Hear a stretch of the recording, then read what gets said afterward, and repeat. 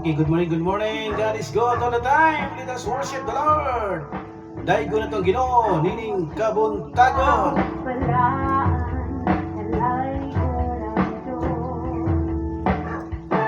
Okay, welcome diri sa Workmanship Online Ministry. Workmanship in Christ Studio. Okay, palagpakan ng Diyos.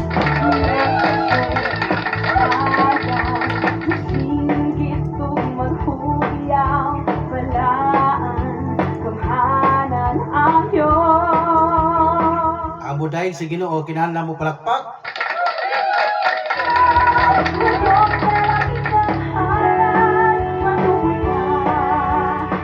Kanang paluya-luya diha, mura nagngani ba?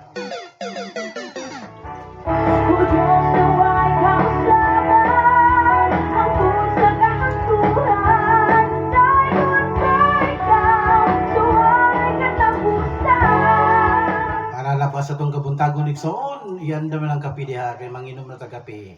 So while waiting kape sa tagsoon kay magsugod ta karon nining taw-taon. Okay.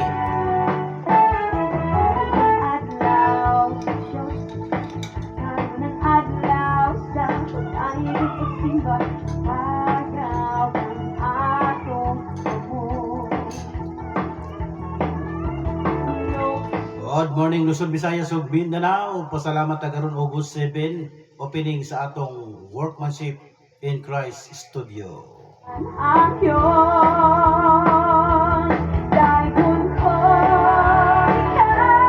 Salamat ginang Dios sa imong kaayo sa mga kinabuhi.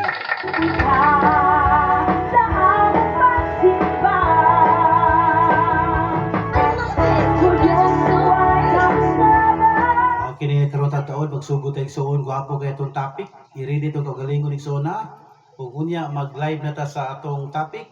Atong gihangyo tanan nga i-silent ang inyong cellphone para no disturbance ug mag-andam pud mo sa inyong Biblia ug ang inyong ballpen ug may gitawag diha nga notebook unsa ba na diha inyong ang isulatan para inyo pong ma-share sa inyong kauban diha sa inyong pagpanarbaho. Igsoon gibuhat ato ning online studio para sa mga OFW, para katong mga naa sa abroad nga dili kasimba og Domingo o sa mga klase nga panimbahon, kinahanglan igsoon nga ato silang masiran sa pulong sa Ginoo. Bisag gikapoy sila sa ilang pagpanarbaho, pag-uli nila pwede na makikita diha sa online ang atong giingon nga pag-share sa pulong sa Ginoo. Kay mo ni giingon diha nga love God, love your neighbor, love yourself, o love your enemy. So, mao na itong pag-isigutan ni ining kabuntagon about love.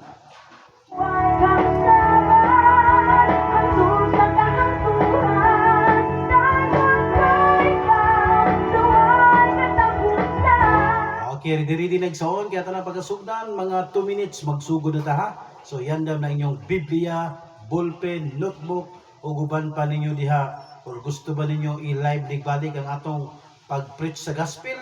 Pwede. Okay, maunag so nami kayo nga magdaig sa Ginoo diya sa buhi nga Dios.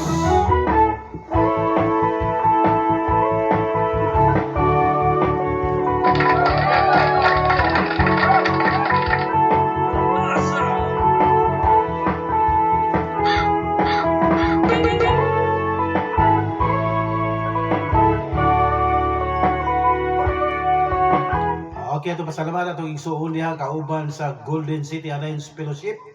Atong kauban niya nga Pastor J. Katani. Good morning. O ato pong i-greet ang atong kauban niya sa Kanituan. Mawalay lang atong facilitator sa Ulti, Pastor Romil Karaykay. O kung napon mo sa Bugo, simba mo diha sa Sulak Spring of Life kay Pastor Junji Caritero. O gato pong i-greet ang atong bagong DMS diya, no? Pastor Reverend Larry Montes Claros. Ato pong kauban diha si Pastora Hini Montes Claros. og tanan diha sa district. Good morning kato tanan. Og salamat usab sa atong mga igsoon diha nga nagtudlo sa ASIP, no, Dr. and Doktora Kapirig.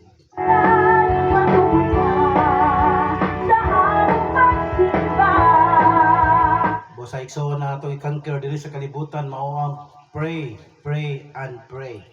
Kung na ay build, nabutay pray and pray to the Lord. O ato pong i-share kay sa inyo igsoon ang atong panimbahon diha every Sunday diha sa Carmen, no, unahan sa may SSS na ay Liceo Cagayan nga high school, tapos naapoy atbang anak RER. So unahan gamay ana na ay San Paspod na ay function hall diha sa sulod. Diha ta magdayig magsimba sa buhi nga Dios every Sunday 10 o'clock paingon sa 11:30, no, atbang sa PNB Bank. So when ay lain atbang sa PNB Bank mao na tong panimbahon diha. Makita ninyo diha, wake up, workmanship in Christ Alliance Fellowship under sa Kamako.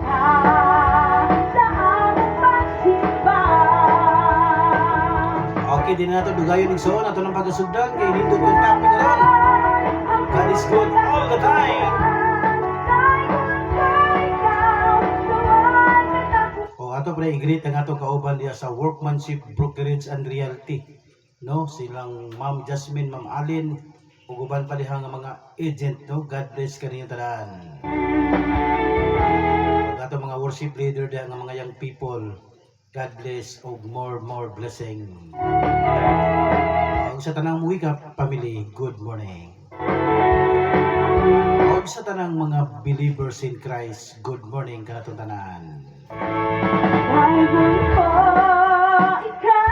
Sa igsoon walay perfect nining kalibutan na, let us pray together. Atong iampo ang atong isigkatao, atong iampo ang atong enemy, atong iampo ang atong mga kauban nga mga believers in Christ. Dili na to kontra ang atong isigkatao. Always remember nga ato na silang kauban. Gibuhat na sa Dios sama sa atong dagway.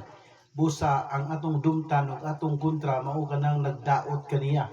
Mao kanang espiritu ni Satanas nga mo, naghatag og tentasyon, naghatag og kalaglagan, naghatag og mga buhat nga dili maayo.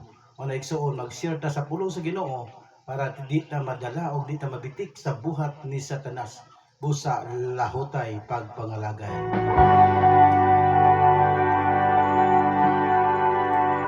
Mo na di igsoon kinahanglan gyud paspas lahutay ug kanunay natong i-invite ang balang espiritu ug ang presensya sa Ginoo ug kanunay tang magpasalamat sa Dios.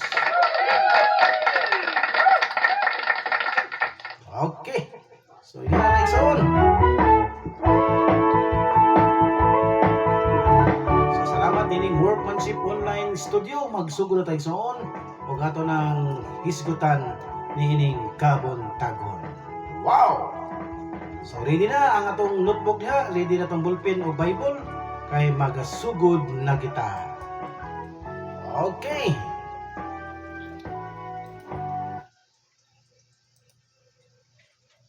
Ato nang pagasugdan ang atong topic for today. Okay, ito tagag background para sa dapod.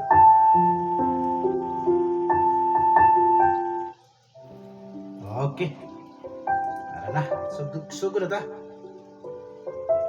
But before that, mag-pray tayo sa all. Okay, let us pray. God the Father, the Creator of heaven and earth, through your Son, Jesus Christ, our healer, our Savior, our sanctifier, and our coming King. Thank you so much for loving us. And also your Holy Spirit, our comforter, our helper in times of need.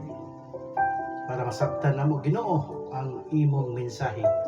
That's why we acknowledge your love, your protection, Lord, na walay mga disturbance sa atong pag-preach karon ni inimong pulong magikan sa Biblia.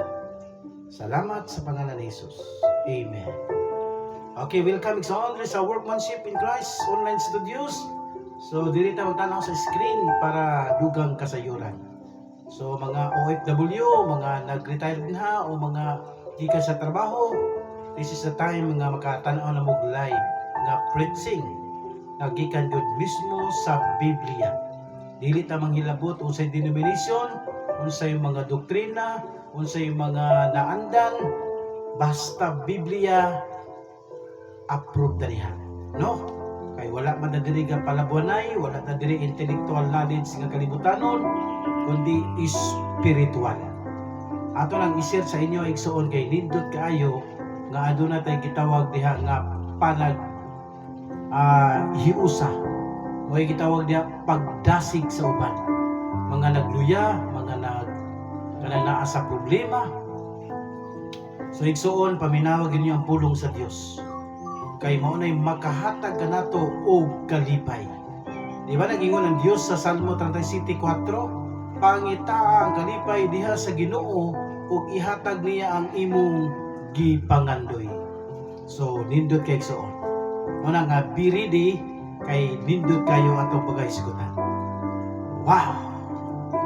So para makapokus tag ayo no, tay nay-nayen gamay ang sounds kay para dili kayo makasapaw. Okay. So welcome sa Workmanship in Christ online studio no. So this is your Deji or brother pastor Ronnie Rua ng Workmanship. So ready na ang tanan kay ato na pagasugdan ang atong pag-preach sa gospel. So igsoon humble lang ta kanunay, basta ang atong slogan diri sa Workmanship, wala ta diri gapasikat kundi ang Ginoo ang atong ipasikat. So igsoon, gihangyo nako ang inyong humble heart. Kaya nagingon ang Dios, if you have a humble heart or you have a pure heart, you see God. No, sa Bisaya pa, kung naa kay mapabsanon nga kasing-kasing, makakita ka sa Dios. In Tagalog, kung meron po kang gininto ang puso, makakita ka sa Panginoon. So this is our topic for today. So welcome at mag-start na po tayo. Okay, ito pong papakita ko sa inyo isa po itong tinatawag na kaharian ng Diyos. No, sinabi po diyan na mayroon pong nakaupo sa templo ng Diyos doon po sa kanyang langit at may trono po doon. At lahat po ng tao sa mundo ay nakikita ng Diyos kung ano ang kanilang ginagawa. So ito na po ang panahon na para po malaman ng tao na mayroon pong Diyos na nakatingin sa atin, sa ating ginagawa dito sa mundo. No, so this is the time na ipapakita po natin na malaman ng mga tao na mayroon pong Diyos na nakaupo sa kanyang trono. At ang kanyang mga mata ay nakatingin sa atin. No, yan po ang ibig sabihin ng Bisaya na version, ang Ginoo anaa sa iyang balaang templo at tuwa sa langit ang iyang trono, makita ang tanang tao ug nasayod siya sa ilang binuhatan. Okay? Now, what is this? Ito po ay tumitibok na puso. Bakit ipinakita ko na may tumitibok-tibok na puso? Dahil ang Diyos ay hindi nakatingin sa panlabas ng tao, kundi nakatingin sa looban ng ating puso. Kaya laging tandaan, God is looking inside our heart, not outside our body. Okay? So, mayroon pong salita ng Diyos na sinasabi dito sa Jeremiah 17:10. Anong sabi diyan? I, the Lord, search the mind and try the heart, to give every man according to his ways, according to the fruit of his doings. So, diyan po nakatingin si Lord sa ating isipan, mind, at sa ating puso, heart. Kaya lagi nating tandaan ang Diyos ay diyan nakatingin. Kung mabuti ang iyong puso, you have a gininto ang puso, wow, masayang masaya si Lord sa iyong buhay. Now, let us proceed. Our topic for today is about pure heart. Putli nga kasing-kasing in Visayan version. Pure heart, you can see God. Bakit ko masabi na makikita mo ang Diyos? Dahil hindi po nagsisinungaling ang Biblia. Meron pong sinabi dito sa Biblia, in Visayan version, bulahan ang putli o kasing-kasing kay makakita sila sa Diyos. In English version, blessed are those pure in heart, for they will see God. Wow! Yan po ang napakaganda na dapat linisin natin ang ating puso. Gawin natin itong humble heart. Gawin natin itong karapat-dapat na puso. So sinabi dito sa Bisaya version, ang Diyos nagatanaw sa kasing-kasing sa tao. God is looking in our hearts sa mga tao. No, sabi din dito, mga tigpakaron ingnon, husto gayud ang giingon sa Dios pinaagi kang Isayas, mahitungod kaninyo, kining mga tawhana nagpasidungog kanako sa pulong lamang apan layo kanako ang ilang kasing-kasing. So ibig sabihin, hanggang salita lang ang kanilang masasabi, wala po sa gawa. Hindi po galing sa puso at isipan, puro lang salita. Kaya ayaw ng Diyos na ganun. Parang hipokrito, no? Hypocrites, yung tigpakaron ingnon sa Bisaya. So kailangan malaman natin na hindi dapat ganito ang ugali natin, parang hypocrites, no? Parang balat kayo lang, hindi totoo.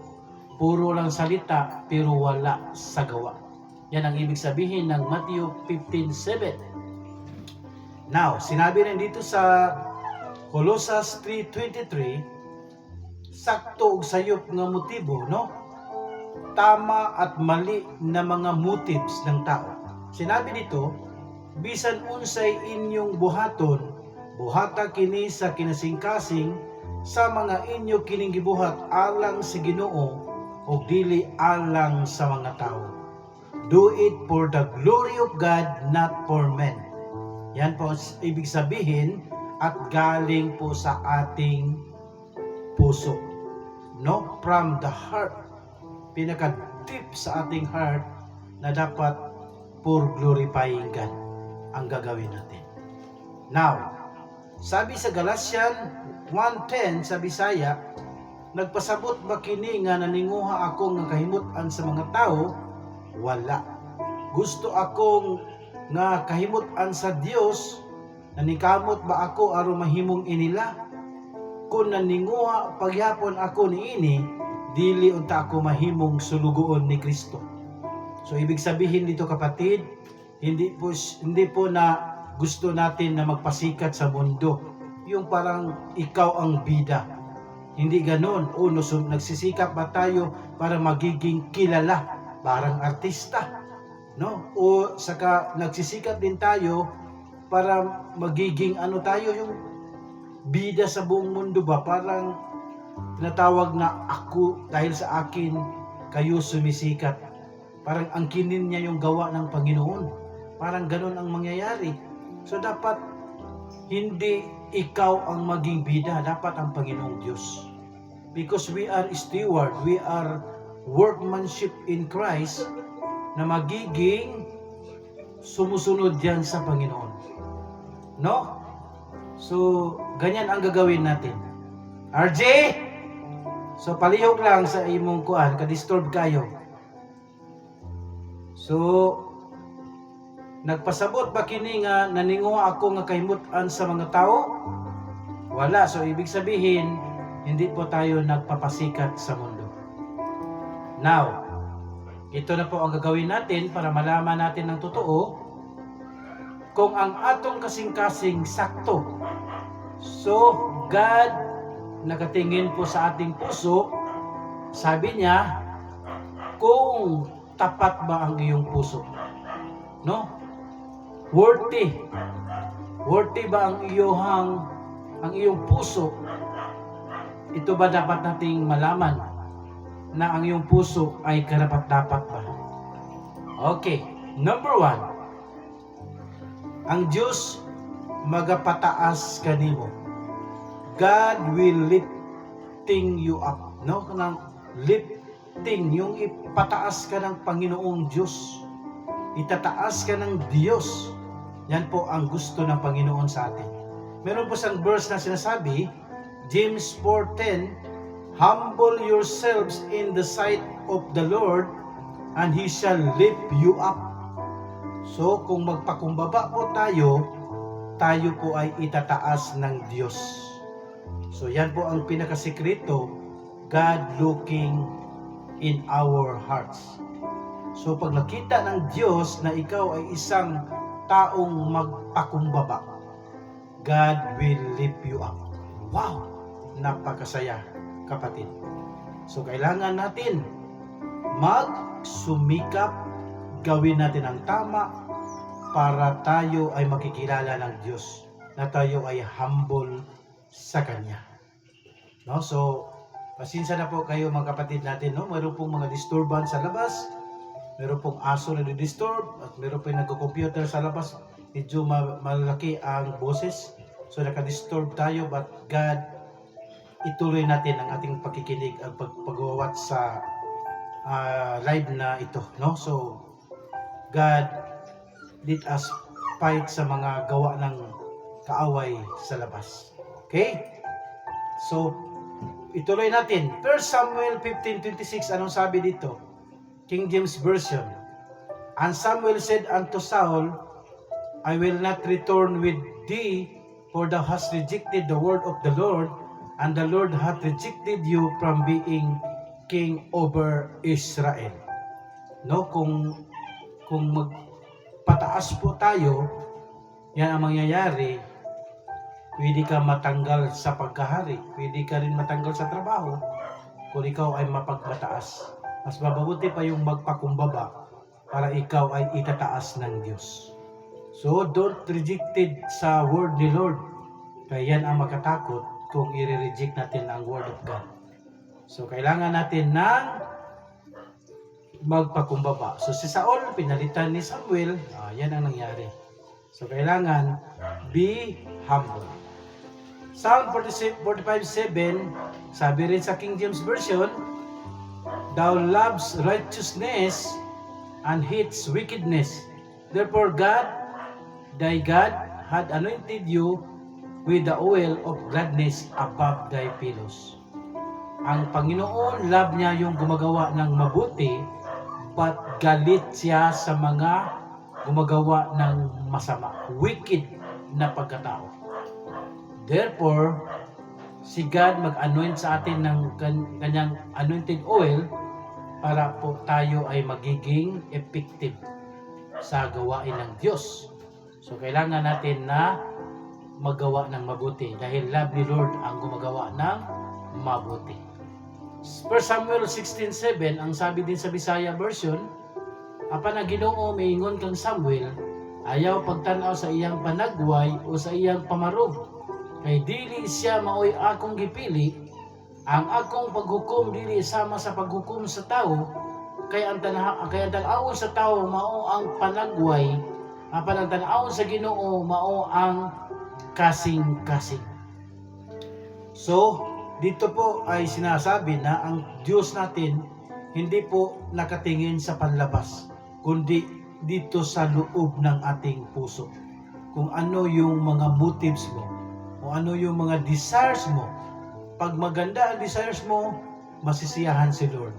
Pag wrong motives ang nasa isipan mo, or baka greedy ka na pagkatao, or manipulator ka nga pagkatao, delikado ka dyan.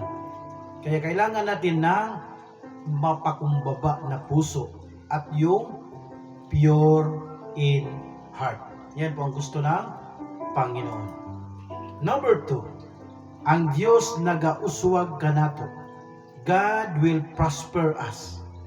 Yan po ang ibig sabihin yan. So paano po tayo magiging prosperous and successful in life? May sinabi si Lord dyan sa Joshua 1:8, no? Sabi ni Lord, always meditate the word of God day and night. You will become prosperous and successful in life. No, kung gusto mong magiging prosperous and successful, read the Bible. Ano sabi dito sa Psalm 112, 1 to 3, Bisaya version, medyo pasensya po kayo dahil Bisaya po tayo, nandito po tayo ngayon sa Mindanao, Cagayan de Oro City. So, sa makaintindi po ng Bisaya, kaya sinikap natin na halu-haluin natin na magiging Tagalog version din. Okay? Sabi sa Bisaya, daiga ang Ginoo, bulahan ang tao nga may kahadlok o pagtahod sa Ginoo, ug malipayon nga mutuman sa iyang mga sugo. Ang mga anak sa taong matarong mahimong gamhanan sa ilang yuta. Mabulahan gayud ang iyang mga kaliwat, madato ang iyang pamilya, ug magmauswagon siya kanunay. Wow, napakaganda ng verse na to. No, sinabi ng Panginoon sa Psalm 112, purihin ang Panginoon. Blessed ang mga tao na may takot sa Kanya at may respeto sa Panginoon, at magiging masiyahin siya kapag siya ay sumusunod sa utos ng Diyos. Ang mga anak ng tao na gumagawa ng mabuti ay gagawing makapangyarihan sa mundong ito. Blessed yung mga tao na gumagawa, meron po siyang mga heirs or generations.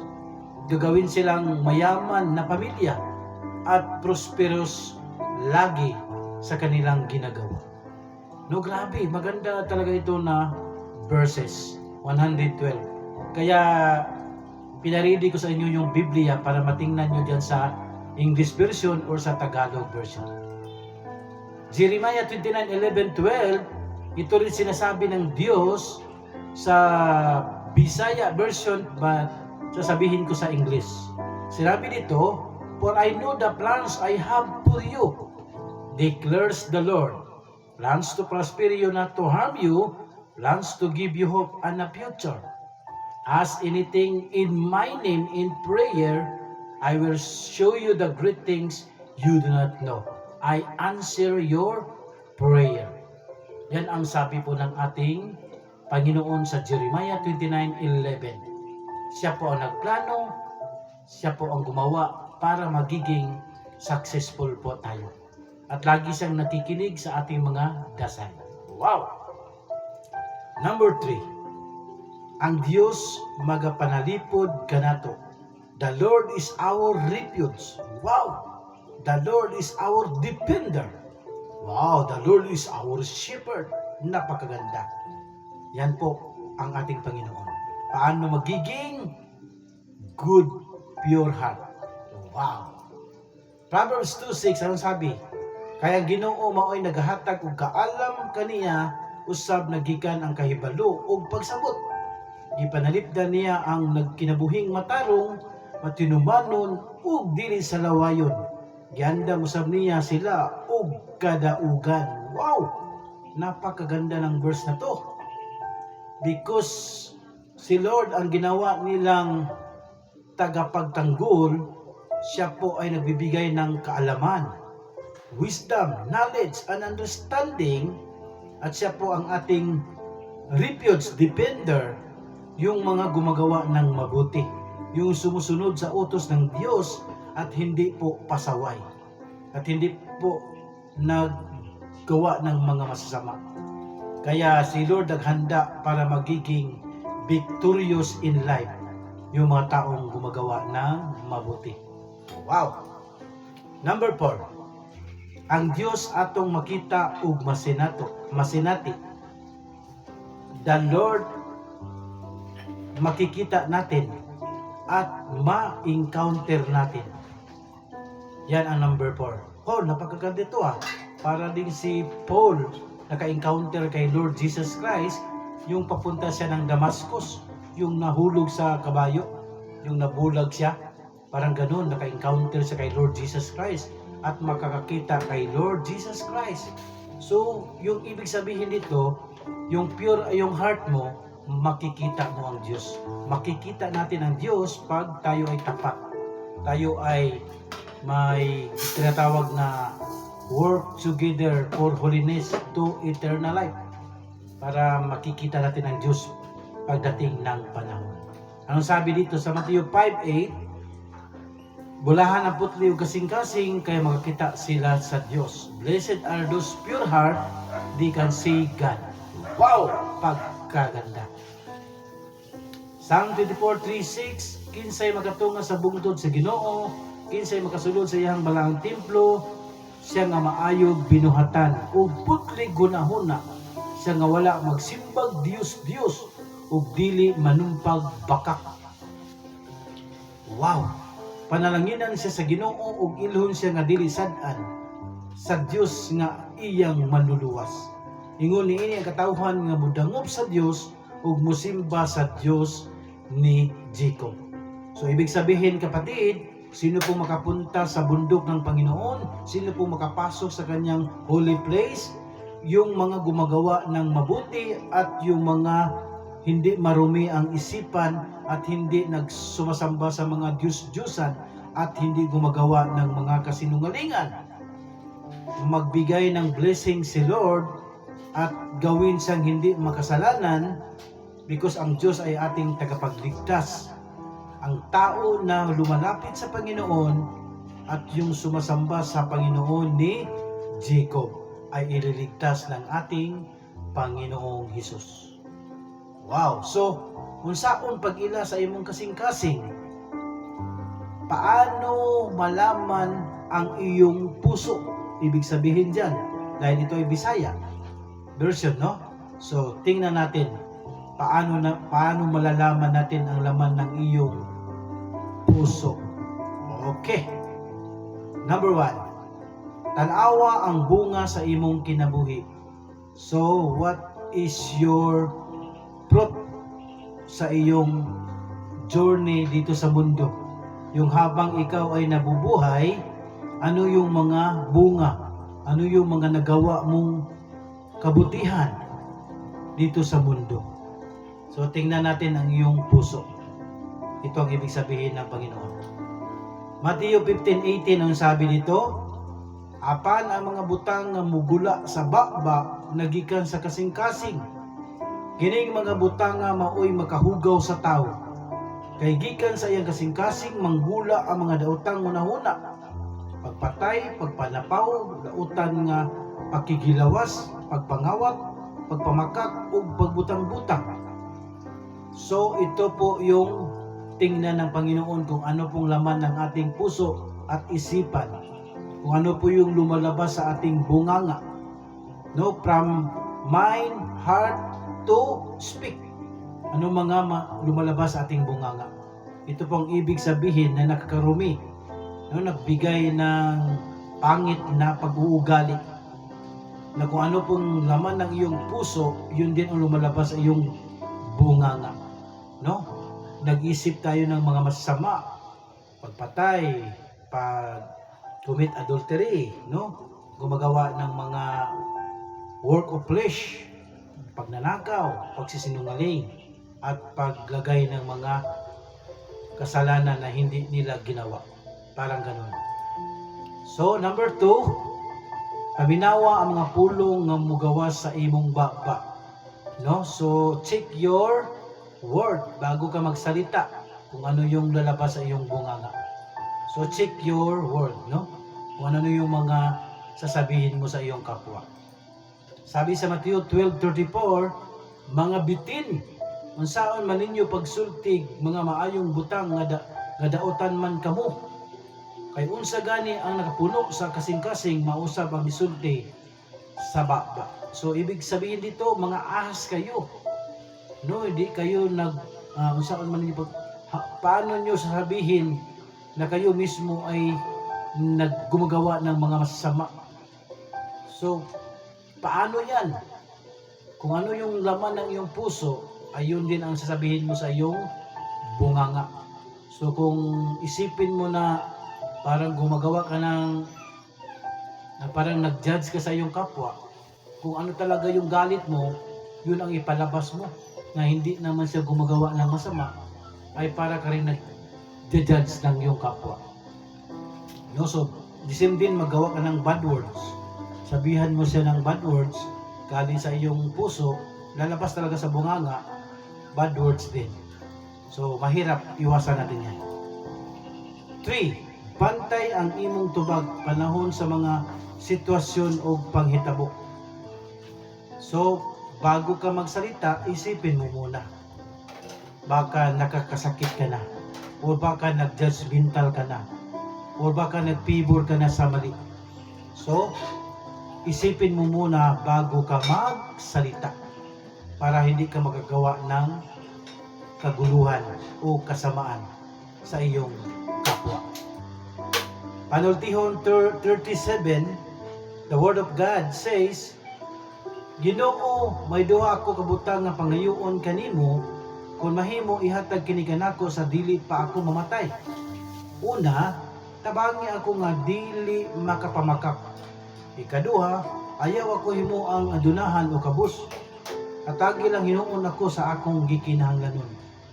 So, ibig sabihin dito, may tao na humihingi po ng dalawang wish doon sa Panginoon. Humihingi po ng kagustuhan niya. Una, sabi niya, Lord, ibigay mo po sa akin sa hindi pa ako mamamatay. Kung maaari lang po, ibigay mo na po sa akin. But una, Lord, humihingi siya kay Lord eh. Una, Lord, tulungan mo ako na hindi ako makapagsinungaling. Yan ang una niyang kahilingan. Pangalawa, Lord, huwag mo kong gawing mayaman o mahirap. Bigyan mo ako, Lord, yung ano lang ang kailangan ko. So, ang dugtong nito is, para hindi siya magalit kung grabe niya kahirap. At hindi naman siya lalayo sa Panginoon kung sobra naman niyang yaman. Baka makalimutan niya si Lord. So, parang ganun din ang nangyari sa rich man and Lazarus. So, yan ang inihiling niya na nasa kalagitnaan lang siya at hindi siya makapagsinungaling sa kanyang kapwa. Okay? So, paano natin makamit na magiging pure heart? No? Saon pagbaton og putli nga kasing-kasing in Bisaya version. Now, number 1. Tuguti ang Dios nga magasusi sa imong kasing-kasing. This is very important na kailangan ang Diyos ating i-welcome. Gawin nating, Lord, take over. Ikaw na pong bahala sa aking buhay.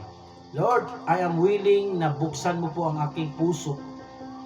Na connected po sa sasabi mo dyan sa Revelation 3:20 na mismo si Lord Jesus Christ kumakatok sa ating puso. Sabi niya, papasukin mo ako sa iyong puso.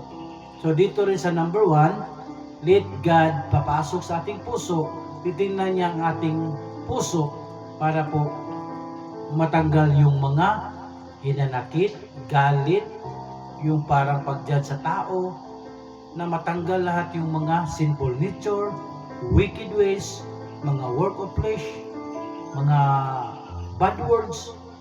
So yan ang dapat ipapasok natin si Lord. Si Lord na ang mag-take over ng ating puso. So yan ang number 1 natin gagawin para magiging pure heart tayo. Sabi dito sa Psalm 139, Susiha ako, O Diyos, aron mahibaluan mo kung unsay anaa sa akong kasing-kasing. Sulayi ako, aron mahibaluan mo kung unsay anaa sa akong unahuna. Tanawa kung may nahimo ba akong dautan, ug agaka ako sa dalan nga angay kong agian, hangtod sa kahangturan. Wow! Sabi dito, Lord, pagmasdan mo po ang aking pagkatao, O Diyos, para malaman ko po kung ano yung nasa loob ng aking puso. Subukan mo po ako, Panginoon, para malaman ko rin kung ano ang nasa aking isipan o kaya sa aking puso. Tingnan mo po, Panginoon, kung mayroon ba akong nagawang mga kasalanan. Gabayan mo po ako sa daan na papunta sa buhay na walang hanggan. Yan po ang ibig sabihin na dasal. Parang dasal na rin ito sa ating Panginoon. Na Lord, look at in my heart. Tingnan mo po kung ano pong nasa loob ng aking puso. Linisin mo po, Lord. Gabayan mo po ako na magiging matuwid po ako sa aking pupuntahan, papuntang langit. So number 2, pag-ampo nga ang Dios muputli sa imong kasing-kasing. This is very important also. Pray to the Lord na siya po ang maglinis ng ating puso. Nagagawin ni Lord pure heart para makakita po tayo sa Kanya. Psalm 51:10, himo ang hinlo ang akong kasing-kasing o Dios, ug hatagi ako pag-usab og matinud-anong espiritu. The same na nagpe-pray si David dahil siya po ay nagkasala kay Bathsheba.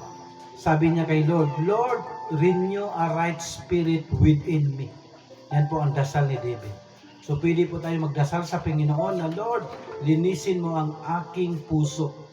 Lord, bigyan mo ako ng pagkakataon, bigyan mo ako ng matinud-anong espiritu, worthy spirit, yung sumusunod talaga sa Panginoon, yung obedience na spirit, no, sumusunod sa Panginoon. Lord, turuan mo po ako, gabayan mo po ako, linisin mo po ang aking puso, gawin mo po akong masunurin na espiritu ang ilalagay mo sa akin. Ganon ang prayer din ni David. Now, number 3, bantayi ang imong kasing-kasing gikan sa dautan. So guard your heart, be vigilant, para maiwas ka sa kasalanan. Kaya yan ang prayer natin kay Lord, na Lord, iiwas mo kami sa kasamaan. Kaya nga sabi ni Lord, take the helmet of salvation, take breastplate of righteousness, para hindi po tayo matamaan sa yung palaso ni Satan, natatamaan yung heart natin. Kaya isuot natin yung breastplate of righteousness para hindi tayo matamaan dito sa puso. Kaya maggawa tayo ng mabuti. Yan po ang ibig sabihin dyan sa Ephesians 6, take the full armor of God. Kaya isuot natin ang mga armor from the Lord. Sabi sa Proverbs 4:23, bantayi pag-ayo ang imong unahuna, so guard your mind, kay unsay ana sa imong unahuna, usab sa imong kinabuhi. So what is in your mind, yan din ang iyong isa sa buhay. Kaya be vigilant, guard your heart and mind. Number 4, puna ang imong kasing-kasing sa mga maayong butang. Wow! So ibig sabihin, put your treasure in heaven. No, mag-ipon ka ng mga mabubuting gawa dito sa mundo para papuntang langit. Put your treasure in heaven. So, gawin mong mabuti, gawin mo ang tama. Yan po ang kagustuhan ng ating Panginoon. Ang Diyos ay babalik, kukunin niya yung mga gumagawa ng tama. But yung gumagawa ng masasama, papunta doon sa lake of fire. Kaya ingat tayo. Now, Matthew 12:37, the Word of God says, ang maayo nga tao musulti og maayo, kay maayo man ang iyang hunahuna. So the righteous person magsasalita po ng mga mabubuting gawa, no? Magsasalita po ng mga nagkabuti sa puso, nagkabuti pakinggan. Dahil po ang anong laman ng kanyang isipan, lumalabas yung kagandahan at magandang pakinggan. But ang mga gumagawa ng masasama ay laging nag-iisip ng masama. So, mahirap. Parang opposite ito sa gumagawa ng mabuti. Okay? Now, sabi dito sa Ephesians 2:10, para po tayo magpatuloy sa paggawa ng mabuti, dahil tayo po ay niligtas ng ating Panginoong Diyos, sabi niya dito, ipagpatuloy ang paggawa ng mabuti. O, yan. Diba sabi niya dito, for we are His workmanship, created in Christ Jesus for good works, which God prepared beforehand that we should walk in them. Kailangan patuloy tayo sa paggawa ng mabuti. At sinabi niya rin dito sa Matthew 5:16, "Let your light so shine before men, that they may see your good works and glorify your Father which is in heaven." Kaya gawin natin ang mabuti. Now, dahil ang paggawa ng mabuti ay meron pong pupuntahan, makikita natin ang Panginoong Diyos. Ano sabi niya? Romans 6:22. Ano sabi niya sa Romans 6:22? "But now being made free from sin and become servants to God, you have your fruit." Ano yun? "You have your fruit unto holiness, and the end, everlasting life." Sa Bisaya pa, kung magpadayon ka pagbuhat og matarong, paingon ka sa pagkabalaan, ug sa kinabuhing walay katapusan. Yan po ang ibig sabihin. So, who is the everlasting? Ang nagbigay ng life sa atin? Jesus Christ. Wow, palakpakan natin. So, Jesus Christ is the true God and He is eternal life. Wow! So, napakaganda kapatid. Kaya lagi natin isipin na ang salita ng Diyos, kailangan nating ingatan. "If you love me, keep my commandments." Sa Bisaya, nila sinabi ng Psalm 119, "Tipigan ko ang imong mga pulong, sulod sa akong kasing-kasing, aron dili ako makasala kanimo." So, keep the word of God upang hindi tayo makagawa ng kasalanan.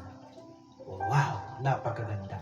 Conclusion, para po tayo magiging prosperous and successful in life, so lagi nating i-meditate yung word ni Lord.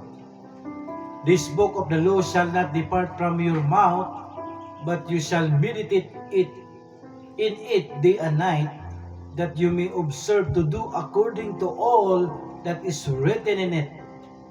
For then you will make your way prosperous, and then you will have good success." Wow! Kinahanglan tun-an nato ang pulong sa Ginoo adlaw ug gabi ug atong ikinabuhi kini para mahimo tang prosperous and successful in life. Magmausuwagon ta ug magmalampuson sa atong gibuhat sa kalibutan. Wow! So salamat sa atong pagkinabuhi diri nga ang Ginoo malipay sa atong tuon o pag-spread sa gospel. To God be the glory. All glory belongs to our God.